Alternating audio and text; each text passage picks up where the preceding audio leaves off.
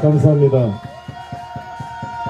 제가 구속영장 실질심사를 받으러 가기 전에 바로 여기 추운 이 고가다리 밑에서 이렇게 유튜브 방송을 했던 데가 엊그제 같은데, 이렇게 끝까지 함께 해주신 여러분 감사합니다. 고맙습니다. 여러분들이 정말 추운데 거리에서 싸우고 있는데 저 혼자 감옥에 있으려니까 죄송하더라고요. 그런데 사실 이번에 야권이 이렇게 대승을 하는데 꺼지지 않는 윤석열 탄핵의 불꽃을 지켜온 우리 초신 백은종 전백택 선배님을 비롯한 우리 양문석 공지 다 이 모든 분들이 함께 해주신 덕분 아니겠습니까? 아무런 대가 없이 이렇게 정말 민주공화국을 사랑하는 애국심으로 함께 해주신 여러분께 진심으로 감사드립니다. 머리가 하얘졌죠 제가.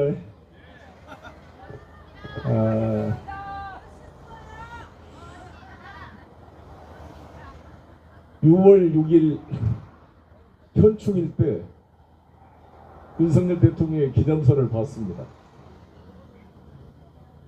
지난 정권이 다 민주당 정권이 굴종에 의한 가짜 평화였고 자기가 힘에 기초한 진정한 평화를 만들었다고 자랑하고 있습니다. 김대중 대통령 시절에 현대 삼성 대우 항공산업을 통폐합시켜서 지금의 카이 한국우주항공 주식회사를 경상남도 사차에 만든 게 김대중 대통령 때였습니다. 그때부터 T-50 KF-21 우리 한국형 전투기 생산의 토대를 만들어서 오늘날의 4세대 전투기를 만든 기초를 만든 게 김대중 대통령 때부터였습니다. 노무현 대통령 시절에 8.3%, 문재인 정부 시절에 6%가 넘는 국방비 지출과 현무 원투스리포 그리고 탄도중량 500kg, 사거리 800km의 미사일 MCTR 제재를 타파시키고 바이든 대통령과의 정상회담을 통해 ICBM이 가능한 세계 6대 군사 강국을 만든 데가 어딥니까? 바로 우리 김대중, 노무현, 문재인 정부 때 만든 것입니다. 윤석열 대통령이 묻고 싶습니다. 뭘 했습니까? 부동시 왜 군대 안 갔어요? 이렇게 막 엎어가 도고 다니는 사람이 왜 군대를 못 갔습니까? 지금이라도 시력 검사해가지고 국민에게 공개할 용의가 없습니까? 힘에 의한 평화. 공자님도 말씀했습니다. 병과 식과 신이 있으면 뭐부터 버려야 됩니까? 아내라는 제자가 물었습니다. 제일 먼저 어려울 때 버릴 게 병이고 그 다음에 먹을 것 식이고 마지막이 신. 신뢰가 없으면 나라가 설 수가 없기 때문에 힘이라는 것은 지도자와 국민과의 신뢰라고 생각하는데 동의하십니까? 윤석열 국군 통수권자입니다. 국군 통수권자의 명령에 따라 우리 하나밖에 없는 우리 아들 딸들이 총을 들고 나라를 위해 싸우다 죽어야 되는 그 명령에 복종해야 되는 우리 군인들, 우리 아들 딸들이 군에서 나라를 위해 복무하고 있습니다. 정말 귀중한 아들 딸, 어렵게 시험과 나이로 나이 40일에서 얻은 최수군 상병을 그렇게 장갑차도 쓸려가는 그 개울물에다가 아무런 보장이 없이 해병대 오스포에서 지 자랑하려고 대통령한테 이쁨 받으려고 하는 이 임선들 사단장의 업무상 과실치사를 지적한 박정훈 대령을 칭찬 표창하기커녕 항명죄 괴수로 기소한 이 기가 막힌 사람이 과연 국군 통수권자의 자격이 있습니까? 뭘로 힘이 있어 자기가 국군 통수권자? 그 힘이 뭡니까? 미국의 힘이 전시작전권을 하나 가져오지 못한 사람들이 저는 지금도 말이죠. 여러분도 마찬가지겠습니다만 노무현 대통령의 전시작전권 회수 영상을 보면 눈물이 앞을 가립니다. 눈물이. 그렇지 않습니까? 우리 국방비 그동안 얼마나 지출했어. 근데 지금도 북한을 못 이긴다고 전시 통수권 가져가니까 안 가져가겠다고. 우리나라 별자리가 500명이 됩니다. 우리나라 장군들이. 500명이 별 달고 다니면서 나가 장군이었고 폼나고 다녔단 말이에요. 동네 깡패들도 자기 영역을 지키기 위해서 칼을 들고 싸웁니다. 일본 깡패들이 우리나라 여기 어디 깡패 거기 지역을 차지하려고 하면 안 싸우겠습니까? 피 흘리고. 어떻게 한 나라의 주권 국가가 국군 통수권을 외국 군대에 맡겨 맞습니까? 이순신 장군께서 1592년 4월 13일 날 외놈들이 쳐들어왔을 때 이 선조가 제일 먼저 도망갔습니다. 인지강까지 압록강까지 앞에 가서 사정을 해서 명나라 명신종 만력제가 이효송 회군을 파병해 줬습니다. 이효송이 뭐 싸우기에 도움이 됐죠. 그러나 명군의 행포가 말할 수가 없었습니다. 유성룡 대감이 맨날 갖다 바치고 강간하고 겁탈하고 그 행패가 이루 말할 수가 없었습니다. 제대로 평양성 한번 점령하고 나서는 벽체관에서 한번 깨지고 나서 제대로 싸우지도 않고 고니시 유키나가와 뒤에서 뒷다발을 치고 휴전하고 이순신 장군이 만약에 전시작전권을 명나라 진린제독에게 맡겼다면 한산도 대첩과 명랑해전, 노량해전이 가능했겠습니까? 이순신 장군은 끝까지 명제독과 싸워서 이 나라를 지켰습니다. 전시작전권을 양보하지 않았습니다. 오히려 명나라와 조선의 수군의 통합작전권을 진린제독을 설득해서 뺏어낸 사람이 이순신입니다. 그렇기 때문에 노량해전 앞두고 순천 외성에 갇혀있던 고니시 유키나가가 몰래 밀서를 보냈습니다. 명나라 진린제독한테. 제독님, 도요토미 히데요시가 죽었습니다. 도요토미 히데요시가 1598년도에 죽었어요. 8월 14, 18날 죽었는데 이슬로 왔다가 갔다 이슬로 가는 인생이여 나니와의 꿈이 꿈속의 꿈이로다. 그 도요토미가 죽었어요. 도망가려고 가토 기요마사는 울산성에 갇혀있고 고니시 유키나가는 순천 외성에 갇혀있었어요. 도망갈 테니까 금은 보화를 갖다 바쳤어요. 몰래 진린제독한테 고니시가. 풀어주세요. 이순신이 말했습니다. 한 놈도 살려보내지 않겠다. 장군께서 목숨을 강하고 진리를 설득해서 목숨을 걸고 노량해전에 최후를 마쳤던 게 이순신 장군입니다. 최명신 장군, 여러분 베트남 맹호부대 사령관이었습니다. 주월남 파병 한국군 사령관 최명신 3년 끝까지 싸웠습니다. 박정희 대통령으로 싸우고 미군과 싸워서 우리 한국군의 독자적인 작전권을 가지고 미군 부대에 종속되지 않고 베트남전을 수행했던 사람이 최명신입니다. 이 최명신 장군은 사병들과 함께 울고 웃으면서 돌아가실 때도 자기 유언을 사병묘역에 묻혀달라고 해서 끝까지 보훈처에서 안 된다는 걸 설득해가지고 지금 견추원에 가면 제2 사병묘역의 사병과 동일한 장군묘역에 묻히지 않고 묻혀있는 분이 바로 최명신 장군입니다. 제가 민주당 대표가 됐을 때 최명신 장군의 묘를 일부러 찾아 헌화를 했습니다. 이것이 바로 진정한 우리 국군 아니겠습니까? 동의하십니까? 정말 이 나라를 지키는 김종호 장군, 우리 육사단 사단장 춘천대첩으로 공산 침략으로부터 나라를 지켰던 김종호 사단장, 이 모든 것을 보면 다 이 나라를 위해 싸웠던 자주적인 관점이 있었기 때문에 이 나라가 여기까지 지켜져 온 것입니다. 윤석열, 박정희 대통령 보십시오. 박정희 대통령 카터가 주한미군 철수로 위협하니까 갈 테면 가라, 우리 힘으로 지키겠다 해서 자주국방 프로젝트를 만들고 백곰 프로젝트로 미사일을 개발을 시작했던 게 박정희 때였습니다. 그리고 핵 개발을 시작했다가 결국 미국에 의해서 제거됐던 것이 박정희라고 할 수도 있습니다. 윤석열 대통령과 국민의힘 뭐 박정희를 계승한다, 보수 정권을 계승한다 그러지만 이미 이번에 윤석열 바이든과 만나서 모든 핵 무장에 대한 가능성을 전부 포기하고 항복학서를 쓰고 왔습니다. 전두환도 마찬가지였습니다. 자주국방을 외쳤던 박정희 대통령의 그 기계를 좀 배웠으면 좋겠어요. 전시작전군도 가져오도 못한 사람이 핵을 만들겠다고 처음에 윤석열 대통령이 뻥을 쳤습니다. 깜짝 놀랐더니 깨갱하고 돌아왔어요. 도대체 이게 뭡니까? 이게 윤석열 대통령이 뭘 힘에 의한 평화예요? 무슨 힘으로? 미국의 힘으로? 어이가 없습니다. 참 이 윤석열 대통령이 대통령 후보 시절에 이재명 후보와 토론해라 그러니까 안 한다 그러면서 뭐라 했어요? 삼류 바보들을 데리고 완전히 경제를 망치고 정치 외교 안보를 망쳐서 정말 이런 놈들하고 뭐 이런 사람들하고 제가 토론하겠습니까? 여러분 앞에 어이가 없습니다. 뭐 그랬잖아요. 참 어이가 없습니다. 이런 말도 했습니다. 윤석열 대통령이 자기가 정권을 맡고 보니까 빈 돈만 잔뜩 있는 소년 가장이 된 느낌이다. 이렇게 자기 코스프레를 했어. 뭐가 잘할지 알았습니다. 벌써 지금 2년이 지났잖아요. 여러분, 문재인 대통령 때 통합수지 흑자가요 24조 30조 정도 나왔어요. 근데 윤석열 대통령 첫 번째 통합수지 적자가 마이너스 56조였습니다. 2년째가 마이너스 37조, 올해는 마이너스 44조가 예상이 됩니다. 계속 부자 세금 깎아주고 갖다 음한 데다 쓰고 해외에 갖다 쓰고 그러니까 살림이 거덜났잖아요. 근데 이건 바로 해고시켜야 될 사람 아니겠습니까? 맞습니까? 아니 어떻게 우리 대전 부산 시민들 참 안타까운데 부산 엑스포 사우디하고 경쟁해서 119대 29가 뭡니까 도대체? 119 아니 막 방송이 막 거의 근접했다. 사우디하고 뭐 마지막 역전 가능성이 있다고 사기를 치더니 까보니까 119대 29야. 59도 아니고. 우리나라 외교적 참사입니다. 참사. 그런데도 부산에서 또 국민의힘이 18석 중에 17석이 됐다 그러니까 너무 마음이 아팠습니다. 이번에 140억 배럴이 나온다 그러잖아요. 140억 배럴.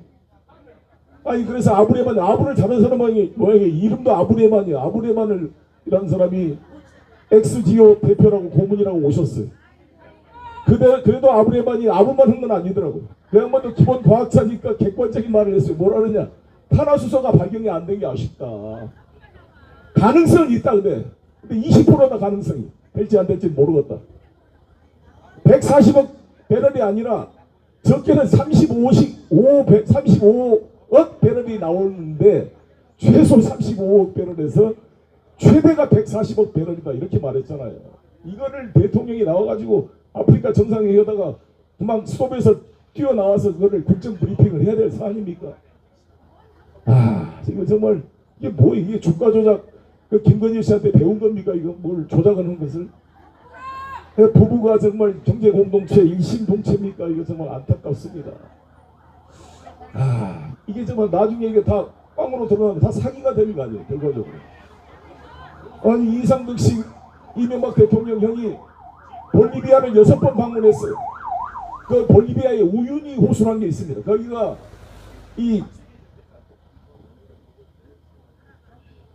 거기서 우리 연료전지에 관련된 그 히토리움 물질을 다 개발권을 획득했다고 얼마나 뻥을 튀겼습니까? 캐나다 하비스트 유전, 물밖에 안 난 걸 유전이라고 우리 석유공사가요 4조에서 5조를 투입했다고 손해를 봤어요. 또 이런 사기극에 속아서 되겠습니까? 검찰, 이원석 검찰총장이 좀 뭔가 쇼를 좀 했습니다. 야권이 대승하고 특검이 될 것 같으니까 검찰은 살아야 되니까 쇼를 한번 했더니 쇼도 받아주기가 어려워요. 그래서 송경호 지검장 바꾸고 이창수 지검장을 바꿔서 약속 대련 하기로 지금 하려는데 약속 대련도 김건희 여사가 해줄 것 같아요. 여기 우리 여러분들이 끝까지 싸워서 우리 김건희 여사 이 포토라인에 세울 자신 있습니까?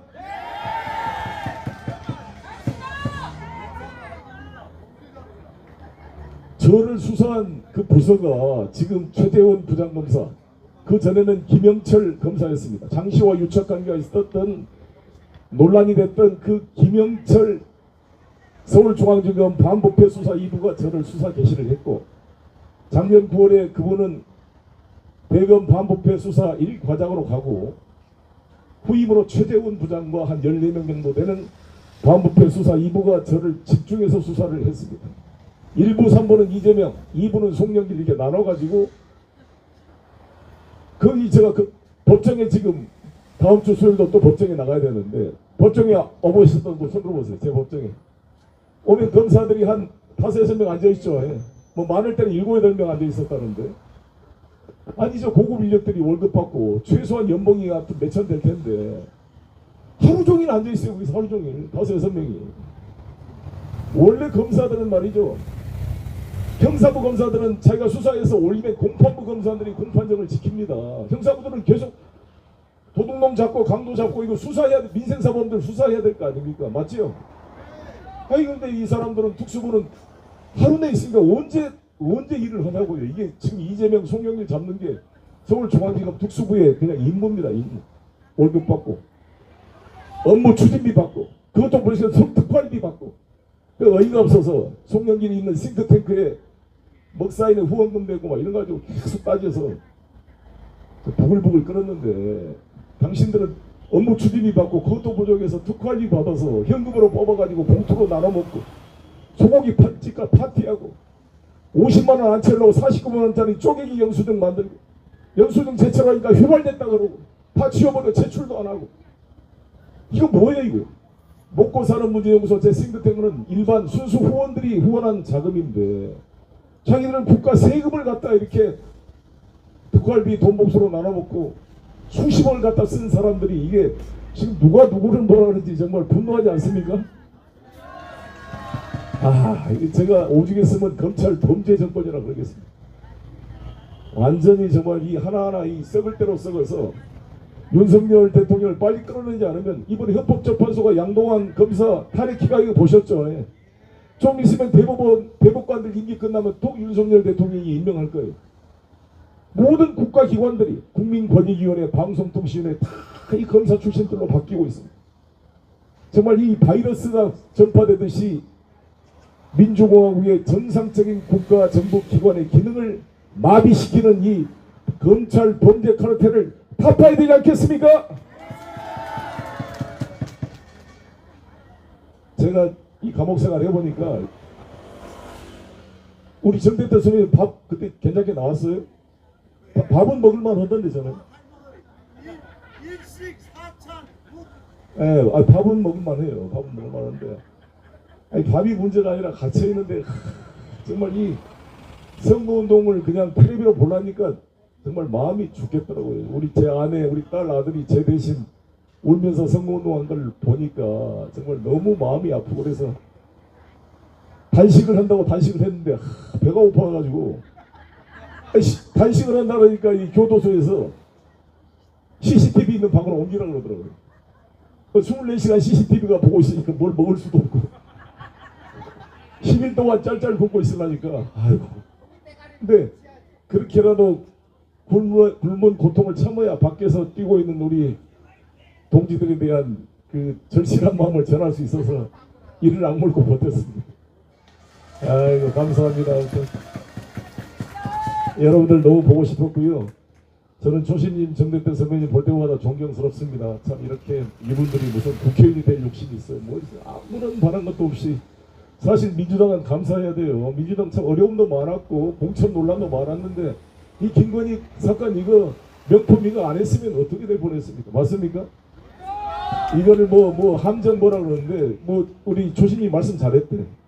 우리가 아장 꺾박대라는 그 우리가 형법의 그런 폴복가대라는 그런 그 위장 수사 기법인데 두 가지로 나눕니다.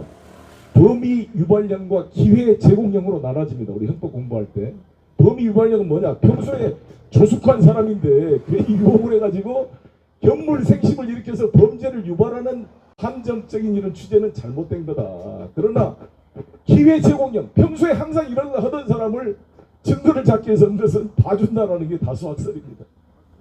그래서 우리 조심히 한 거는 범위 유발령이 아니라 기회 제공령이에요. 그러니까 조숙한 그런 어떤 버스트 레이더를 타락시킨 게 아니라 원래 그런 사람을 한번 국민한테 밝히기 위해서 한 의로운 행위다 이렇게 평가할 수 있을 것 같습니다. 이번에 조사 잘 받았습니까? 잘해줬어요? 그 할 의지가 있는 것 같습니까? 그냥 백신 수사에 하는 것 같아요? 전문이다. 그러니까 나는 대충 이럴 것 같아요. 배우자는 처벌법이 없다. 이 김영란법에 청탁금지법으로 하면은 구속요건이 안 된다. 그러면 나는 거기에서 두 가지 쟁점이 있다고 보는데요. 그럼 김영란법에 배우자 처벌법이 없어요. 공직자 배우자에 대한 처벌법은. 근데 문제는 아니 무슨 누굽니까? 그 미국 국회의원 누구요? 그 양반. 김창준 씨 뭘로 해주라. 나중에 국민묘지 붙여주게 해주라. 그러니까 보훈처에서 바로 전화가 왔다는 것은 뭔가 공권력이 지시를 해서 이 민원을 해결하라고 지시했다는 거 아닙니까? 예? 소초도 하고. 그럼 김건희 여사가 저녁에 윤석열 대통령한테 말을 해서 했든지 아니면 자기가 대통령처럼 직접 보훈처 장관한테 지시를 했든지 어떤 경우라도 이것은 문제가 되는 거죠. 그렇죠. 청탁금지법을 넘어선 알선수재나 뇌물에 문제가 되는 거 아니겠습니까? 아니 송영길 이재명 잡듯이 뒤져봐. 뭘 못 잡냐고 그거를. 정말 저 전당대회 때 밥 한 끼 사준 사람들까지 다 조사해서 100명이 넘게 조사를 했어요. 근데 제가 그런 말 했잖아요. 제가 파리에 있을 때 막 난리를 JTBC가 떠들어서 진짜 지나가다 확 세뇌강에 뛰어내려볼까 이런 생각이 들더라니까요. 사람이. 저 같은 게 정치로 학생운동으로 감옥도 가고 남산 안기부에 끌려가서 빨가벗기고 두들겨 맞으면 경험이 있는 사람도 이렇게 힘든데 일반 시민들, 일반 서민들, 경찰서 한번 안 가보신 분들, 공무원들, 기업인들 한번 특수부가 불러다가 한번 하루 밤늦게까지 조사 한번 받아보세요. 다 그냥 찐이 다 빠집니다. 완전히 맥이 다 풀리고요. 그래가지고 죽는다니까 사람이. 속 모르는 사람들은 죄를 졌으니까 죽었겠지 그런다고. 그런 사람들 한번 조사 받아보라 그래요. 그래서 그 사람들 그거 느끼도록 우리 윤석열, 김건희 여사 한번 조사를 받아봐야 된다고 생각하는데 동의하십니까?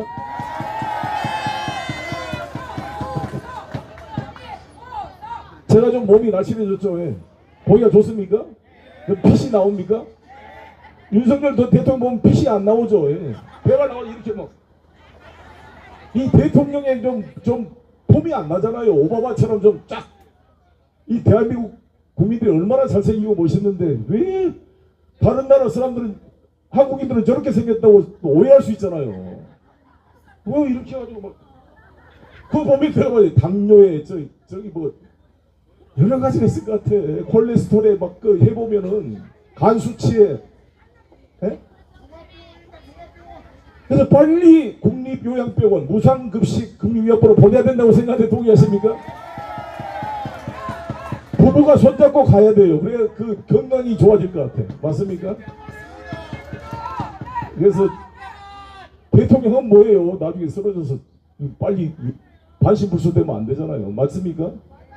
저도 이제 감옥에 갇혀 있으면서 힘들 때마다 우리 아내한테, 우리 아들 딸한테도 아빠가 혹시 무슨 뇌출혈로 쓰러져 가지고 반신불수가 돼서 병원에 있는 것보다는 튼튼한 몸으로 이 감옥에 있는 게 훨씬 낫지 않느냐 제가 이렇게 위로를 했습니다. 그러니까 이 서울구치소가 무상급식 무료 국립요양병원이다 이렇게 생각하면서 스스로 이렇게 최면을 걸면서 밤마다 자기 전에 108배를 하면 땀이 막 나요. 108배가 나면 찬물로 샤워하고 나서 앉아서 이제 명상을 하면 좀 내가 갇혀있다는 느낌이 안 들고 내가 산사에 들어와서 명상을 하고 있다 이런 생각이 들면서 이채양명주에 싸우고 있는 여러분들의 모습을 계속 상상을 해보고 또 이제 우리 시민들이 이제 이 꺼지지 않는 불꽃을 지키고 있는 이채양명주 이 투쟁의 불꽃이 결국 우리 1,000만 시민과 우리 5천만 국민의 마음으로 연결돼서 정말 이 용산을 완전히 포위해가지고 여리고성이 무너지듯이 이 검찰 독재의 벽이 무너질 때까지 함께 싸워나갑시다. 감사합니다.